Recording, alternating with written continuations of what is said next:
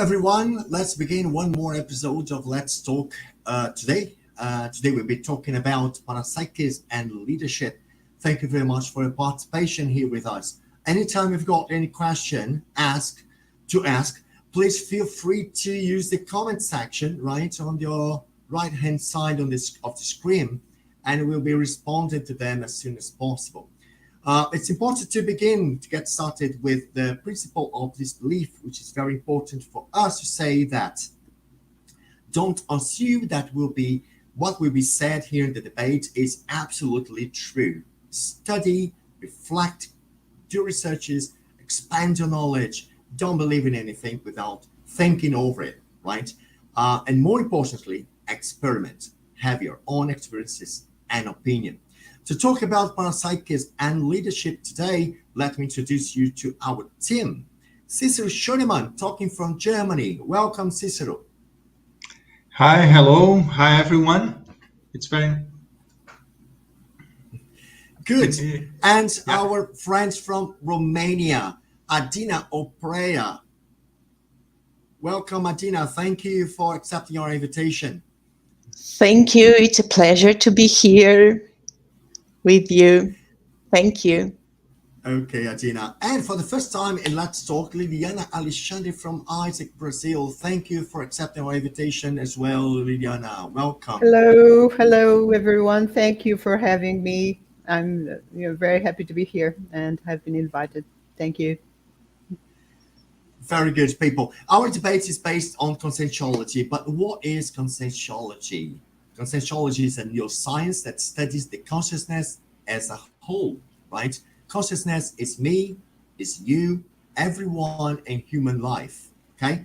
The study of the consciousness, intra and extra physically, is based on the consensual paradigm, which has 7 pillars: bioenergies, multidimensionality, right? Our manifestations in several dimensions, pluri-existentiality, considering all the lives that we have had so far, self-research, right? When we start to study about ourselves, cosmoethics, this ethics that goes beyond the human ethics, universalism, and holosoma, the set of vehicles we have to manifest ourselves.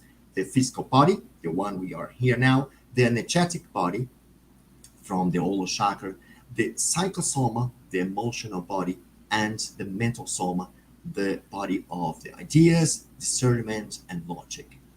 Consensuology has 25 consensual-centric institutions, each of them specialized in a specific subject of research. ACIP, the International Association of Intersubstantial Parapsychism, is specialized in the study and the development of the practical use of parapsychism, an indispensable attribute for consensual evolution. ACIP in English project is focused on promoting the ideas of consensuality and the study of the parapsychism worldwide.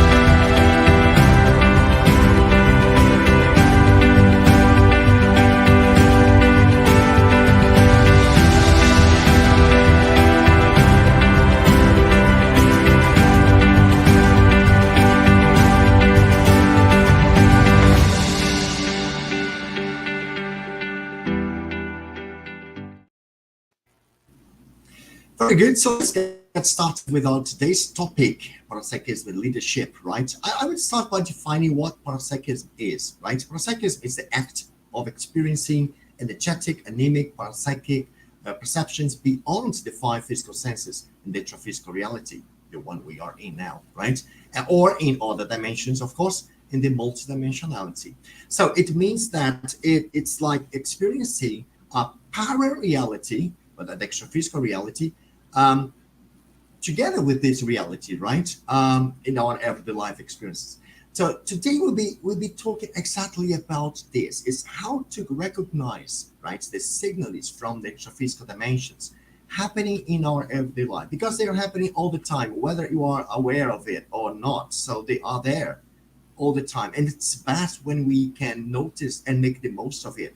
Cicero, how do you perceive the parapsychism going on in your everyday routine? Yeah, hi. This is an interesting question because since I knew Conscientology, I started to study it in 1993.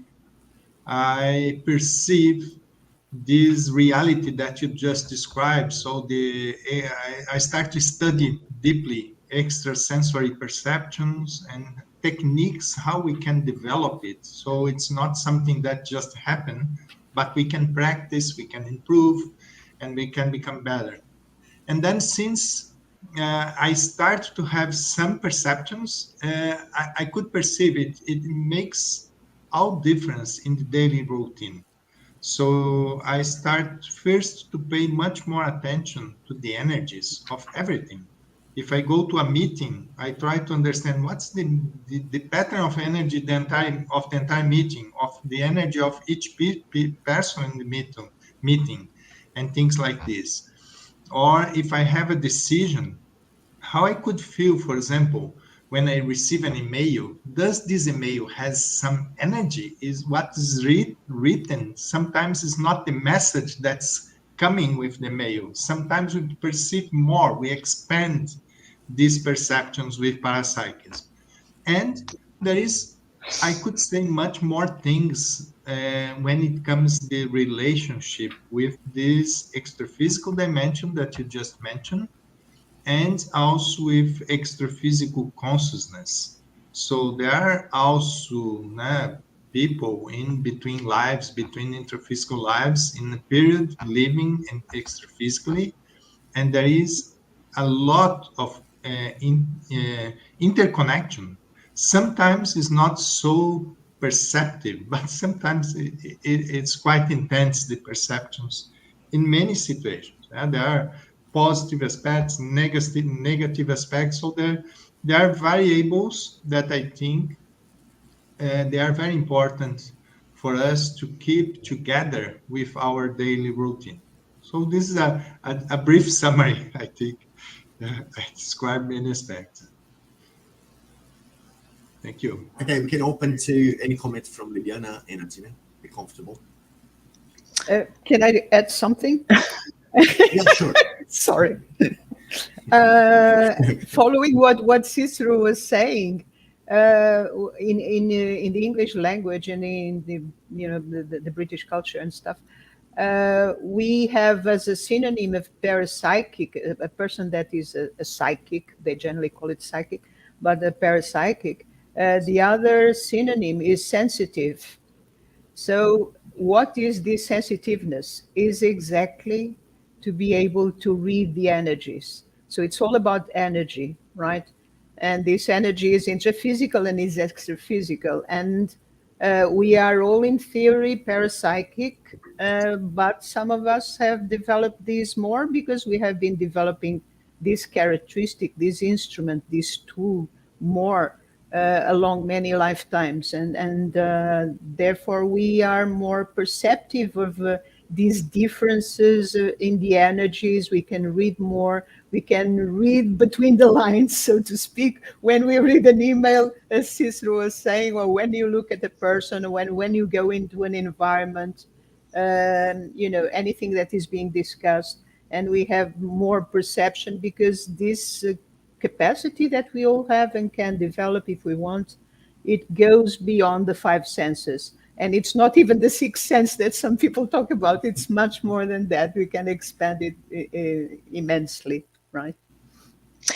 What I would Good. like to add is something that I have just remembered is sentence, Professor Silveira sentence, who says that the greatest illiteracy in the world is the parapsychism. In fact, the lack of parapsychism is the problem.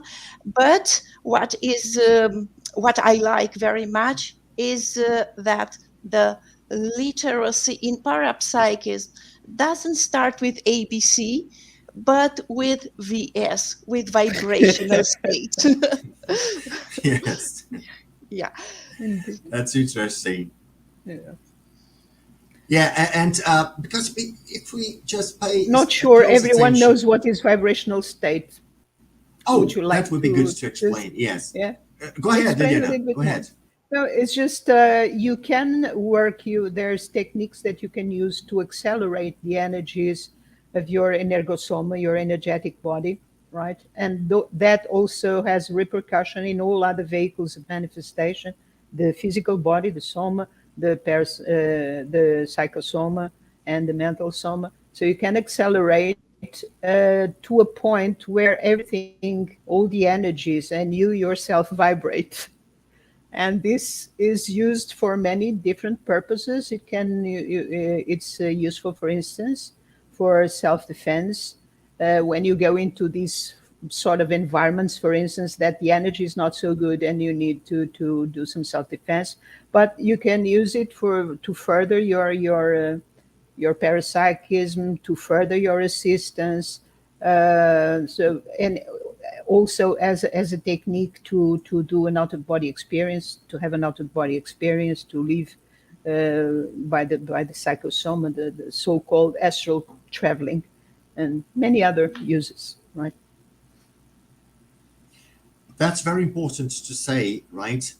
Because it helps a lot us to work out our energies. And one thing that I was thinking about this the living of the parapsych is when we have this sensitiveness, right, to the extra physical dimension, uh, feeling the connections we have with the consciousness, and it's a lot useful because well, we can read the energies of places, for example, right? Atina, how do you work with this? Let's begin by giving some examples of what living with parapsychism is before we connect this with the idea of leadership, right? Because I think that we should go for a more didactic way to the newcomers, right? Very good. So what is it? Because we talk about parapsychism, but what is it exactly? Let's go a bit deeper into it. Okay, so in your experiences, right, in your everyday life, for example, one thing that happens to me most is the perceptions of energies, right? When you go to places and we feel the energies of these places, or when we are talking to someone and we can interact and we can assimilate the energies of this person. How is your experience regarding these connections and interactions with places and people in your everyday life?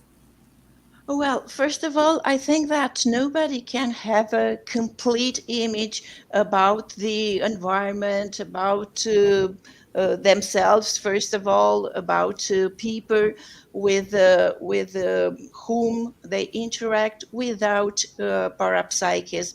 Uh, we the information given by traditional sciences are not enough to form this comprehensive image.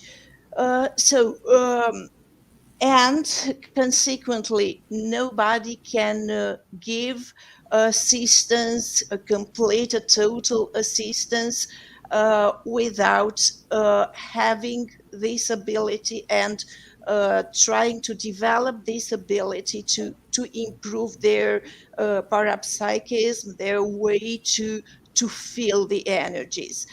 Um, well, regarding myself, I am still in the developing process. I still try to develop my abilities. But I think that,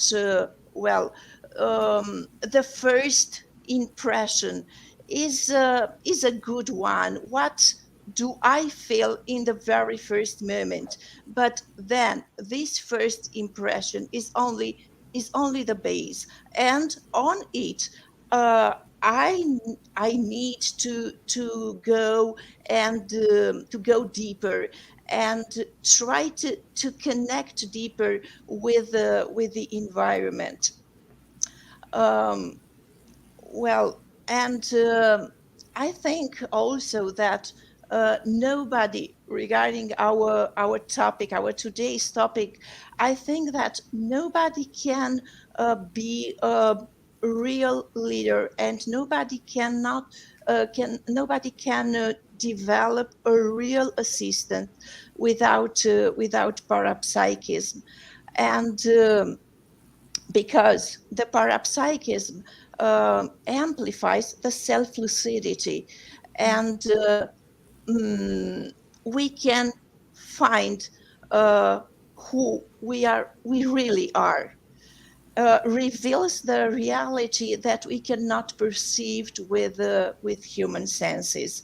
Uh, and everything we perceive, everything that transcends human body, uh, human brain, and allow to access superior qualities, and to use the qualities of the others, vehicles of manifestation of the consciousness.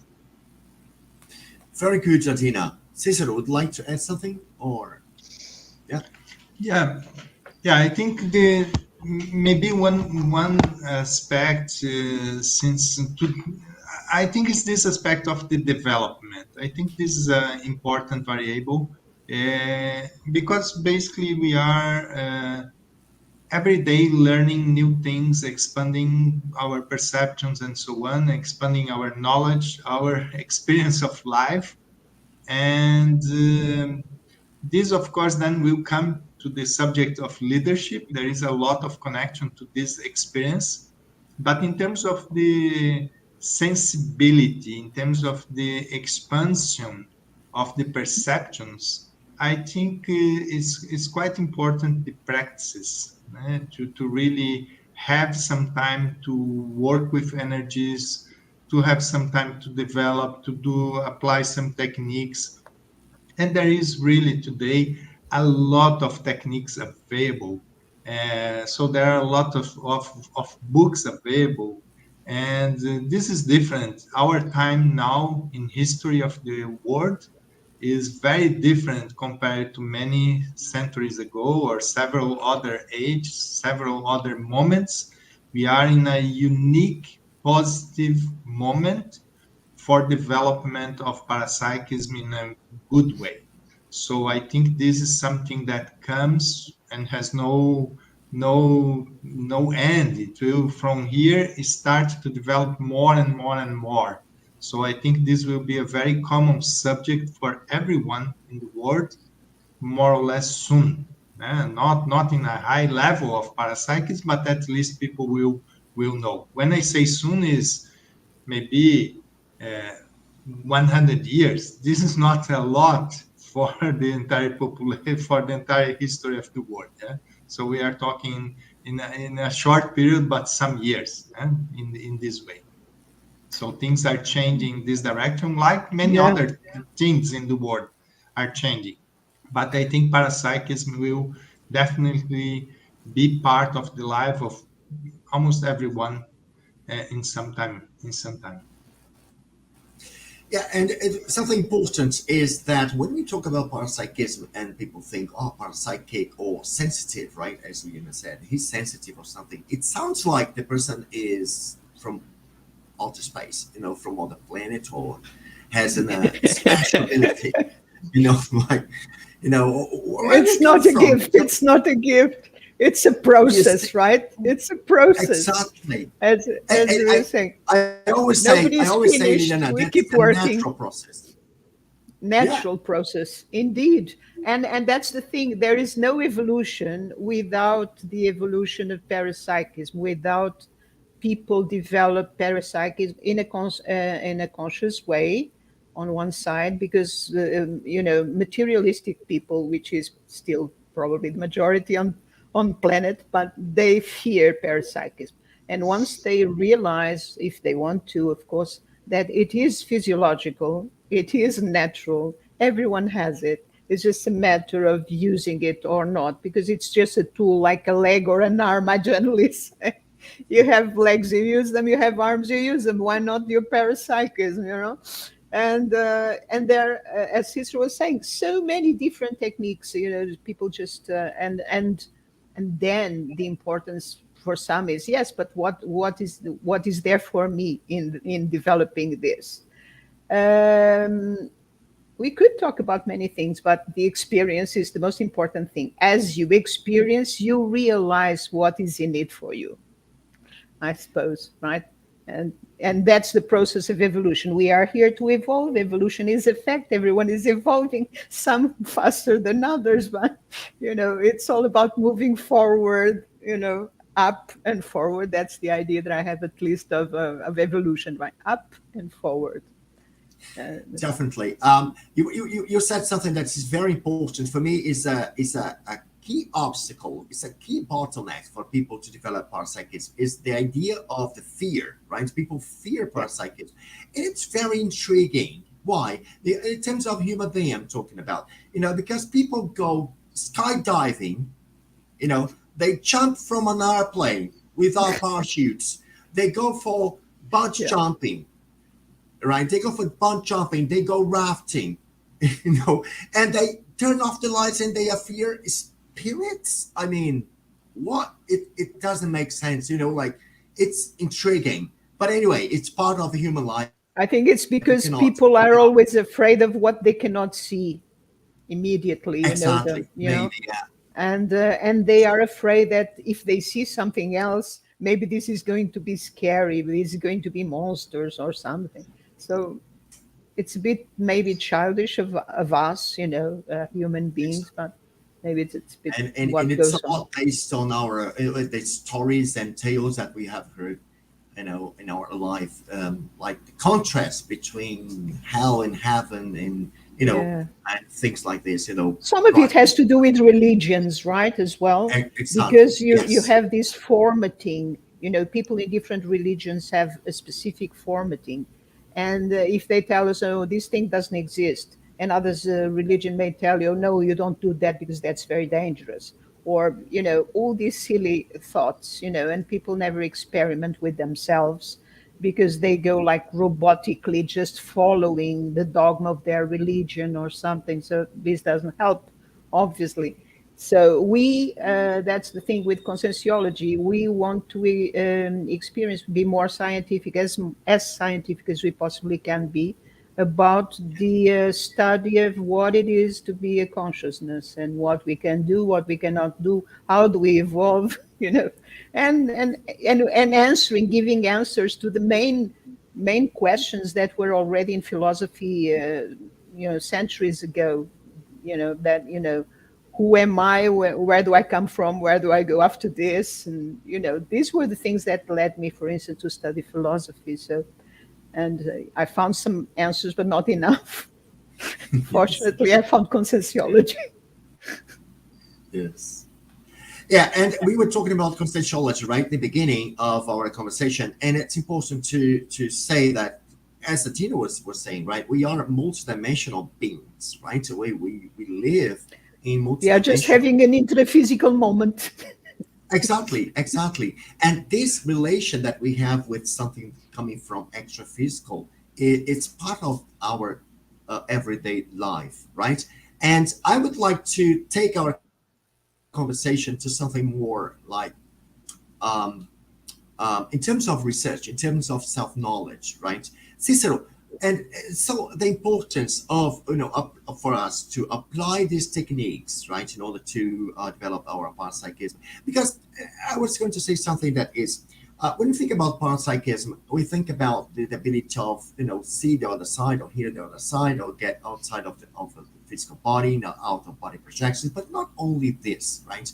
I when we talk about the daily parapsychism, is this kind of observation and care that sometimes we have to take regarding um, our perceptions, our energetic perceptions, the signaling, the energetic assimilation is, I'm so happy. I go out, I go to supermarket or pharmacy and we come back feeling bad.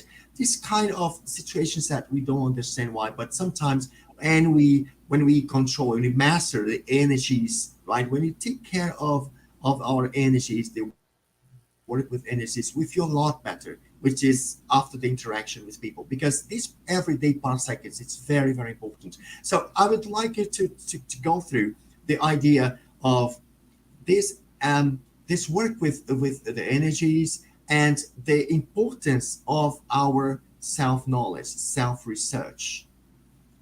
Would you? Yeah. Yeah, it's interesting. Yeah, when it comes, for example, to the energies of the environment. For example, if I go to a supermarket and I perceive the energies there is not good, how usually we can perceive? It's very important, this self-knowledge, the self-research, the self-study. So we need first to know ourselves. What's the pattern of our energy? If we know it and we start to develop to know it better, have personal feedbacks of many aspects of ourselves, our emotional aspects, our physical condition, and many others, then we start to make it starts to make easier for us to perceive something different. If you perceive an environment that's different, it's easier for you to perceive that really which is the difference, what is the pattern of the difference, because then we are not perceiving ourselves anymore. We know that we are in one way, and in that scenario we are different, we are perceiving different things, we are starting to have different inputs that we know is not ourselves. So I think this is important for the development of extrasensory perceptions, parapsychism, and all these aspects. So, for us to improve the sensibility, to increase para-perceptions, perceptions of the multidimensional phenomena, it's very important, this development of self-research. And then self-research comes to many aspects. One very important is also, what's the pattern of our thoughts? How usually I have my thoughts, what I think about people in general, how I think about friends and so on. And sometimes we will perceive that maybe we can make changes in the way we think about the world in general. And when we start to know more about energy, it starts to be very clear that what we think is connected to energy, the energy we exteriorize. So that idea that I mentioned just in the beginning about the mail that we receive, sometimes somebody can think something and imprint the energy on it, even though what is written is not that. So this is something that is quite interesting for us ourselves. What is the energy I'm exteriorizing to the world all the time? So in every situation, in the interaction with others, how I share my energies in a positive way, I think this is an important question to do. How I can make it better, how I can improve myself, and then there is a lot of variables related to it. So this was one aspect that I'd like to highlight of this question. Yes, and when we are talking about leadership, right? Now let's touch this topic. We first, because you said something about self-research, right? So when we are assuming a leading position in a group, right? ACP is the International Association of Interassistential Parapsychism. So it's very important to focus on this interassistential parapsychism. Is the moment that we deal with people and we have um, these skills, right, from parapsychism to understand better what we can give and how to deal with others. Atina, uh, let's hear from your experiences now. What do you have to say, for example?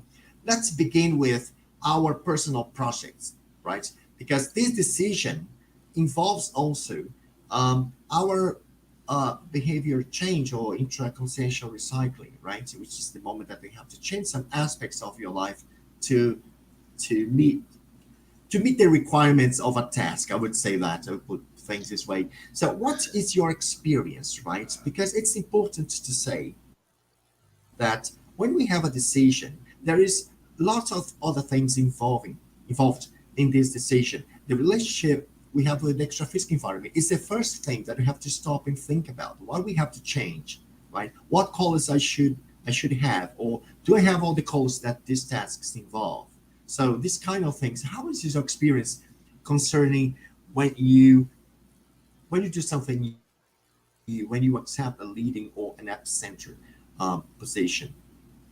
Oh, well, first of all, I think that parapsychism helps us to recover easier our lucidity regarding our praxis, the goal that we have and we decided to accomplish during this life. Uh, without parapsychism, um, we can only imagine or perceive or think what our praxis could be. And Also, the parapsychism helps us to develop our discernment, because only when we have the tools to identify and to analyze, to perceive the energies, the holothought of a certain group, the group that we are supposed to assist or to lead, only in that moment we can do it. um, well, it is not always very easy to do this, and from my experience, I can tell that the most difficult thing is um, to find the people, to gather the people, to create the group that that needs to recognize in their leader a retrocognitive element, because the leader should be uh, that element that can um, that can make people to remember, to know that they belongs to a certain group.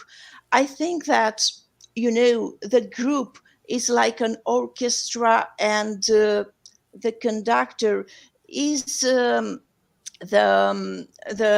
intermissivist consciousness, who assumed during the intermissive course such a difficult task. Um, well, and another thing that I believe to be more important is that the leader, the intermissivist, it's an example. It is a mirror, and the other people look at him, at her, uh, as being a model, and think it is a model. They are a model to find. um, and well, the best the best way, I think, to lead is to feel the people, and to try as a leader to remember always that they are your evolutionary group, and you are there to lead people from your karmic group. And sometimes uh, people that once maybe you left behind, uh, who knows. Yeah, so and also, and what is also, I think, also very important is not to forget that we are many pieces in the maxi mechanism, and the more involved we are in the cosmoethical assistential leadership, uh, the more we will benefit from extra physical support. So we are not alone. We are always, and we always have an extra physical team who is always ready to help us. Yes, that's very important to say, right? The help that we have when we have as a mission or a project something essential. Liliana, what's your experience leading people? Right. Well, I would say that in past lives, most of us were leaders already in different areas, different groups, either the monarchy, the aristocracy, the anywhere, religion, this, that. So the thing is, probably we were not, or probably or for sure, we were not so cosmoethical.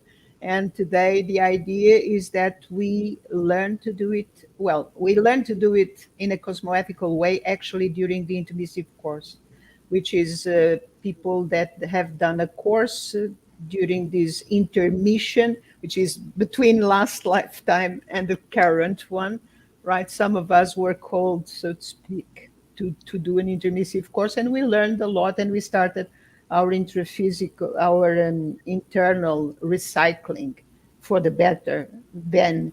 And now the idea is to put in practice exactly what we learned.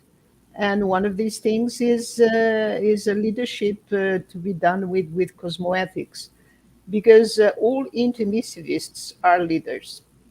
So, and if they are not yet, that's because they have not yet assumed the role.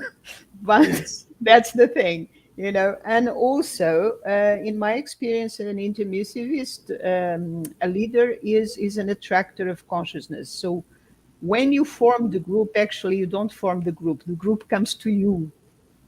I see. And the thing is, you start recognizing the peers, so to speak. You start recognizing the people through these, it's through affinity, as Agina was saying as well. So it has to do with the people that you've dealt with in your past lives, you know, so they belong to your group karma. The people that are closer to you will come to your in your direction, so to speak. And that's the thing. You build this ensemble, and you are supposed to be the conductor.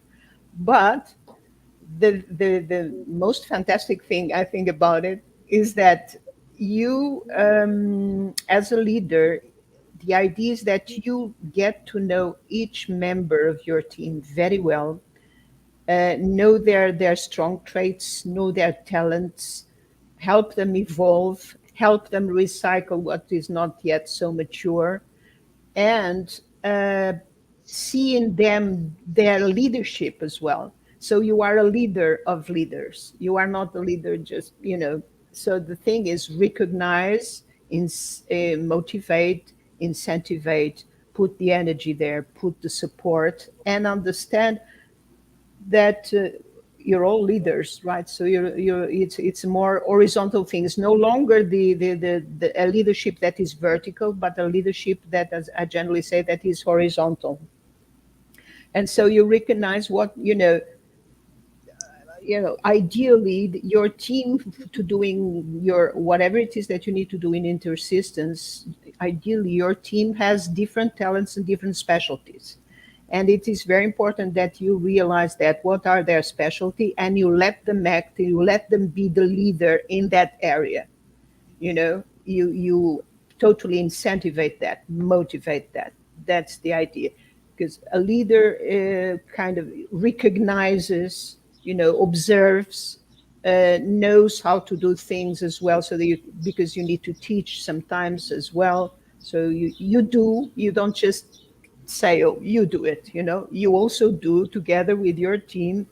You teach, and you command, because every team needs a head, but this head can be can be changed regularly.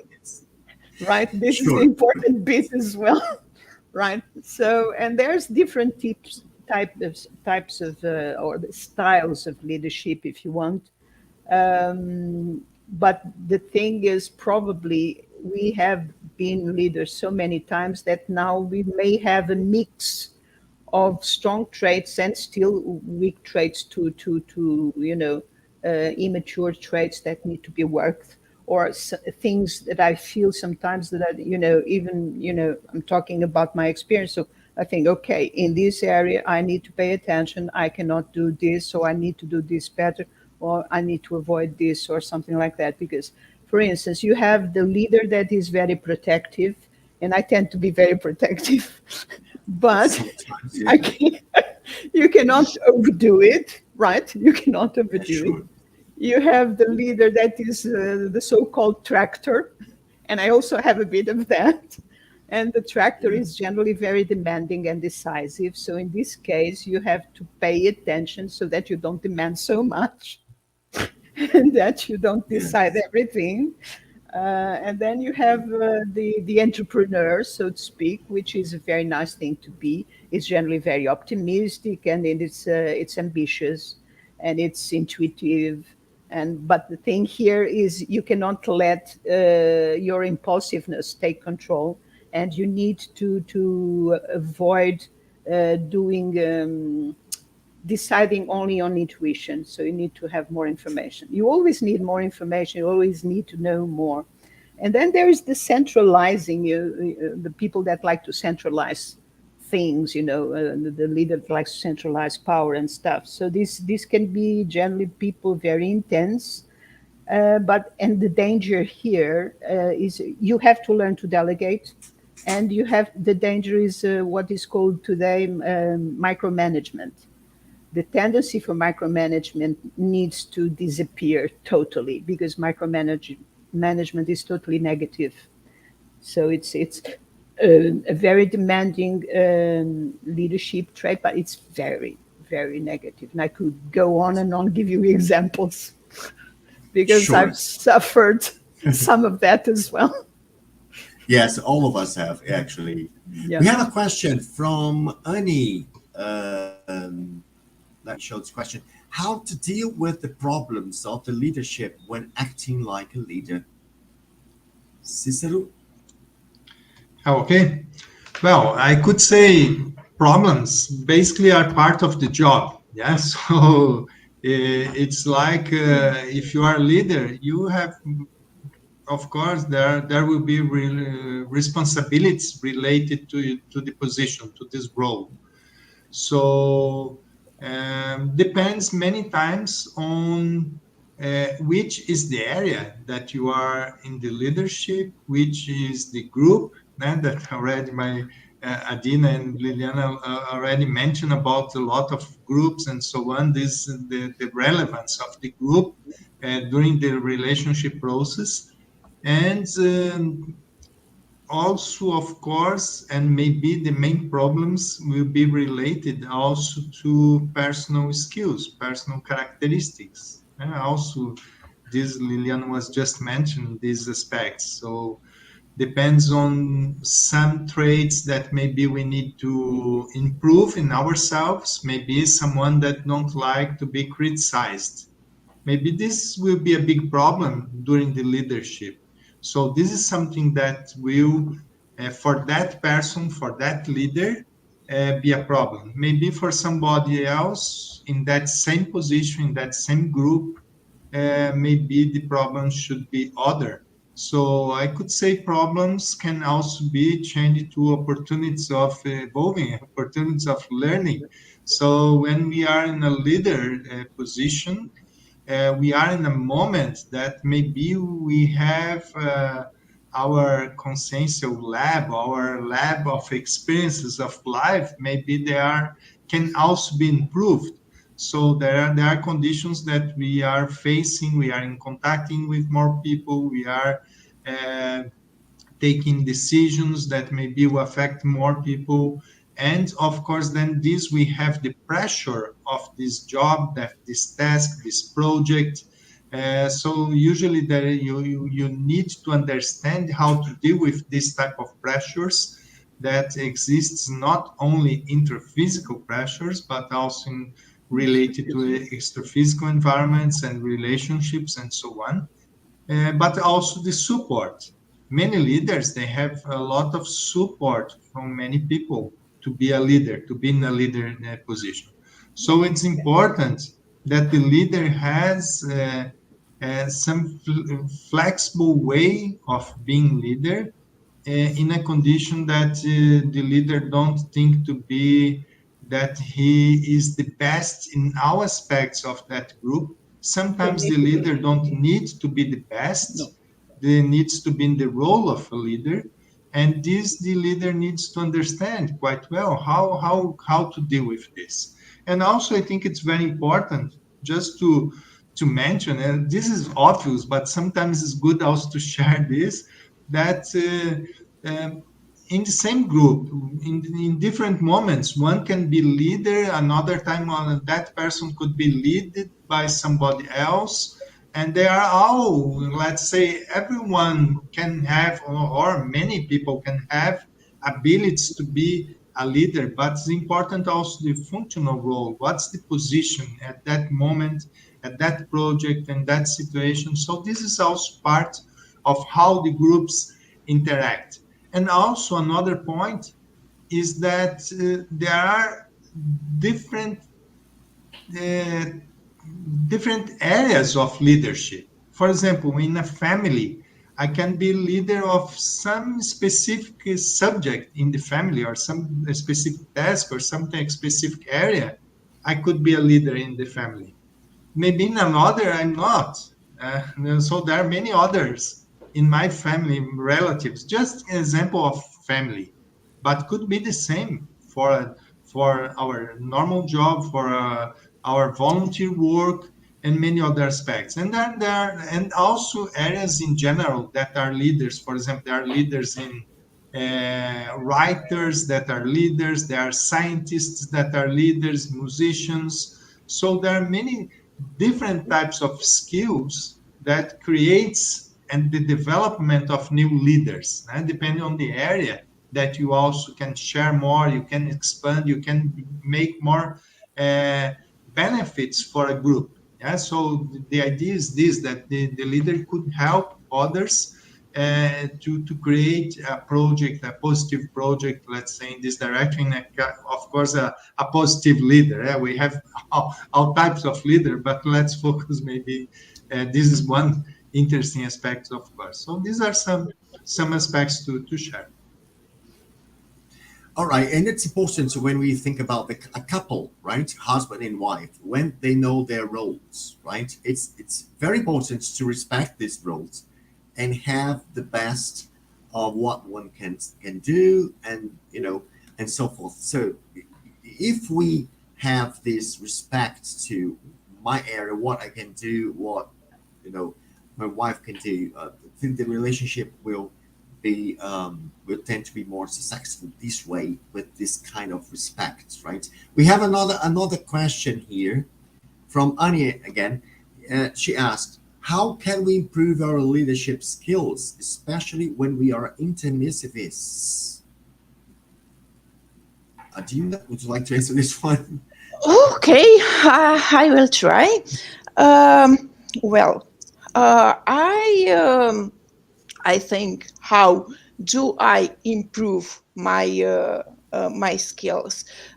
First of all, I think that we must be ever learners. We must learn every day in different areas of research, and we must widen our view, and using our mental soma, our brain and our mental soma uh, is, in my opinion, the best way to develop myself, because in this way I develop not only the view, but I develop my discernment, my responsibility. I can find easier solutions for the conflicts, for the problems. I uh, Studying deeper conscienciology, I can um, I can understand better which are the tools that help a leader to develop themselves, because we should not forget that a leader is also an epicenter, and it doesn't influence only intraphysically but also extraphysically the group uh, they are working with. Uh, so I think that the leader should also uh, choose in a rational and sincere way, and the instruments that he uses, and to be heterocritics, but never to judge the other. Um, and another thing that I think that could help is the empathy. When you use the empathy, it is an always a good solution. It is a way that make you be closer by the other people. So empathy and learning and mental somatics elements. This is my opinion. Yeah, just to add this, this idea of empathy, I think it's very important really to development of a leader in this process. And connected to this, the idea of perceive the feedbacks. So not feedbacks are all the time for a leader. So it's not only the one that the people say directly, but there are a lot of perceivable feedbacks all the time. Feedbacks of the performance of project or something that you are doing, but feedbacks mainly related to the group. How is the group feeling? What's the group is, the ideas they have, if they want to share some idea, if they want to improve something, if they want to do something different. Um, so sometimes the leader needs to be open. Of course, not Always. everything, cannot change all the things all the time. So something depending on the group, the leader needs to have some positions also, but mainly for personal aspects. How can develop in some aspects if the leader do not have the do not pay attention for feedback? So I think this is really very important to be open-minded for new ideas or new opinions, new everything. Yeah, that's it. If I can add to what Gina and Cicero just said, and that has to do also with empathy. I need one of the things that we most need, all of us, not just the leaders, but the leaders as well, very much so, is to listen. Stop and listen to others. You cannot just talk all the time, take your decisions, make your decisions all the time. It's not about that. First, leaders need the leader or the led, if you want, because they need first to assume, to see themselves that, and realize that they are leaders. And then, and then they understand about how their leadership is as you go along putting it in practice. And then you understand what needs to be polished, what needs to be worked, what are the racines that the leader needs to do, right?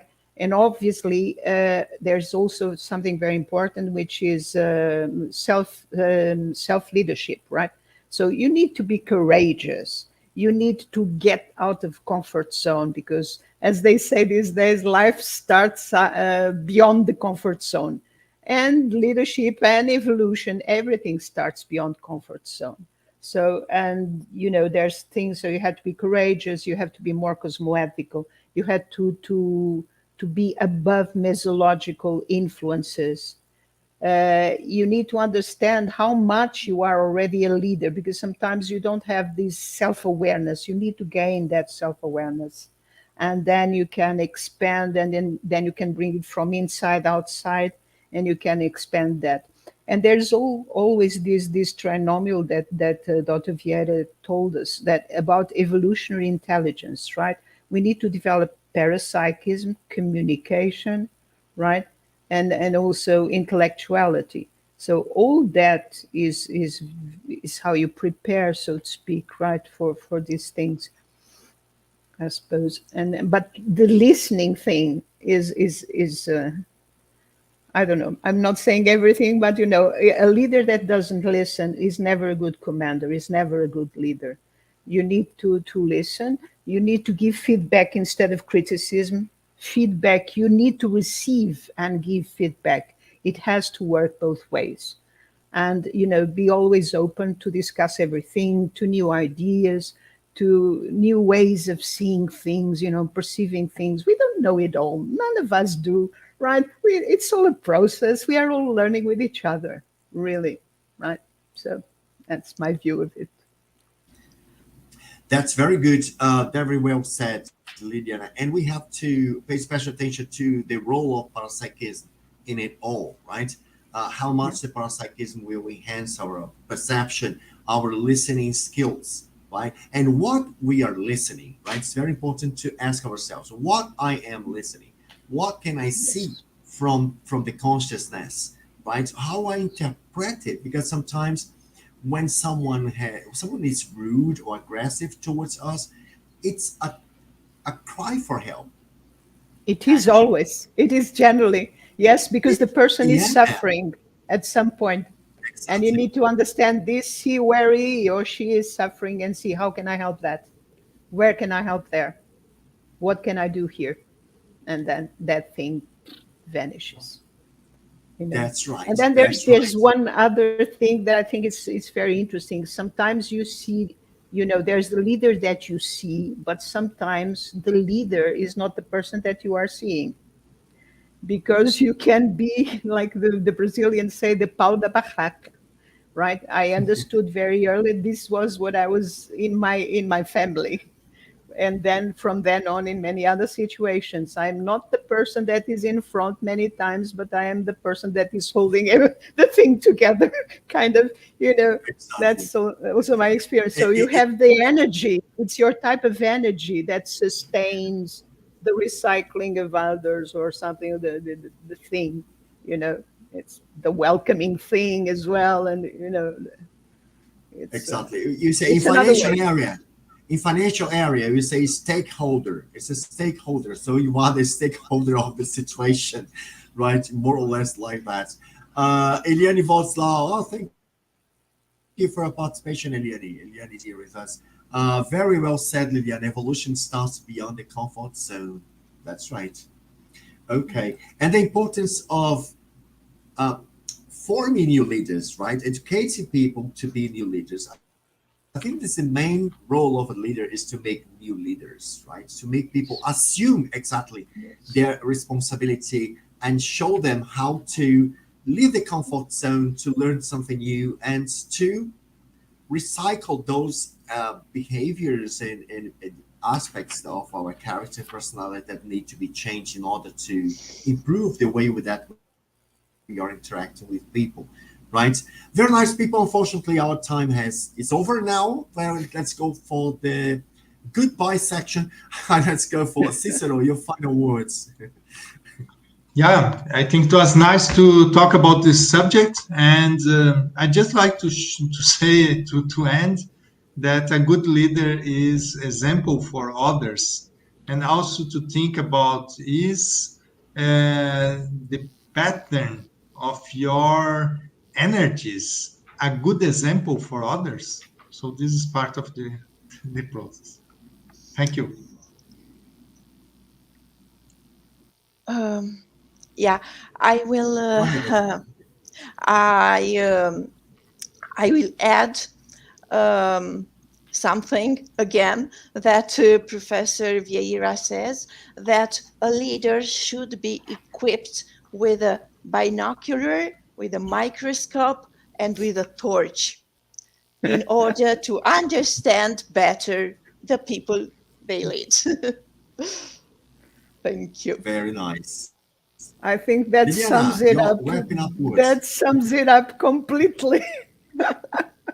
Yes, this is how, right? This is how. You know, you need to, and that's something also that I find that's when you get to a certain age, if you want, when you get into the executive phase of your proaxis, I suppose that you realize, hopefully, you will realize that everything that you know, which is not so much, but everything that you know is not for yourself, is for others.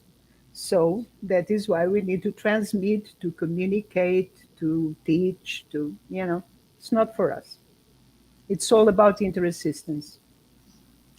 Very good. That's a good wrapping up for our conversation today. People, we have to say goodbye now. This was the last Let's Talk of this year. So now we have a break for December, January, and we'll be back in actually March, because February you have here in Brazil Carnival season. So after that, then we are back in the first Sunday of March next year. We will be talking about mission of life, and I hope to see you there. Thank you very much for your participation today, and that's that. Have a nice weekend. Bye bye. Thank Thank you very you. much. Goodbye. Thank you. See you soon. Bye bye. See you. Thank you.